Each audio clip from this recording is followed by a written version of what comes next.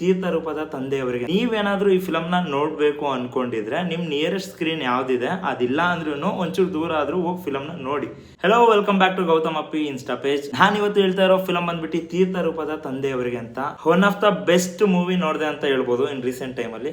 Bestest ನನಗೆ ಈ film hero ಹೆಸರು ಬಂದ್ಬಿಟ್ಟು ಪೃಥ್ವಿ ಅಂತ. ಅವರು ವ್ಲಾಗರ್, ಟ್ರಾವೆಲಿಂಗ್ ಕಂಟೆಂಟ್ ಮಾಡ್ತಿರ್ತಾರೆ. ಬಟ್ ಅವನಿಗೆ ಅವ್ರ ಅಮ್ಮನ ಕಂಡ್ರೆ ಆಗಲ್ಲ.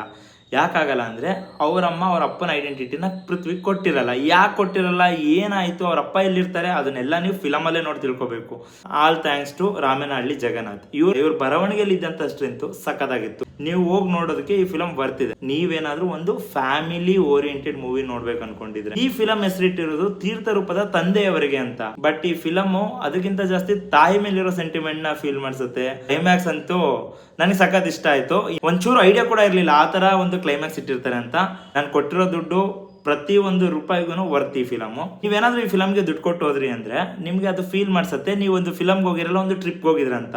ಲೊಕೇಶನ್ ಸಖತ್ತಾಗಿ ತೋರಿಸಿದ್ದಾರೆ. ಡೈಲಾಗ್ಗಳು ಕೆಲವೊಂದು ತುಂಬಾ ಚೆನ್ನಾಗಿದೆ, ಕಾಮಿಡಿನೂ ಇದೆ, ಒಂದು ಅದೇ ಲೈಫ್ ವ್ಯಾಲ್ಯೂ ಕೊಡೋ ತರನು ಇದೆ, ಸಖತ್ತಾಗಿದೆ. ಅಂಡ್ BGM ಸಖತ್ತಾಗಿ ವರ್ಕ್ ಆಗಿದೆ ಫಿಲಮ್ ಅಲ್ಲಿ. ಈ ಫಿಲಮ್ ಥಿಯೇಟರ್ ವಾಚ್ ಅಂತ ಹೇಳ್ತೀನಿ, OTT ಗಿಂತ ಮೇನ್ ಆಗಿ.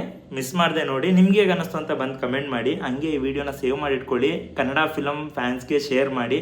ಫ್ಯಾನ್ಸ್ ಇಲ್ಲ ಅಂದ್ರೆ ಅವ್ರಿಗೆ ಶೇರ್ ಮಾಡಿ ಮೂವಿ ನೋಡಕ್ ಹೇಳಿ. ಬುಕ್ ಮೈ ಶೋ ಅಲ್ಲಿ 9.9 ರೇಟಿಂಗ್ ಕೂಡ ಇದೆ. ಅಂಡ್ ಇದು ಯಾವುದೇ ರೀತಿ ಅಂತ ಪ್ರಮೋಷನ್ ಆಗಿರ್ಲಿ ಅಥವಾ ಪೇಯ್ಡ್ ರಿವ್ಯೂ ಆಗ್ಲಿ ಕೊಡ್ತಾ ಇಲ್ಲ ನನ್ಗನ್ಸಿದ್ದು. ಅಂಡ್ ನನ್ನ ಅಕೌಂಟ್ ಫಾಲೋ ಮಾಡ್ಕೊಳ್ಳಿ. ಇದೇ ತರ ರಿವ್ಯೂಗೆ ಶೇರ್ ಮಾಡಿ. ಹಳೆ ಅಕೌಂಟ್ ಡಿಲೀಟ್ ಆಗಿದೆ, ಸ್ವಲ್ಪ ಪ್ರೀತಿನ ತೋರಿಸಿ.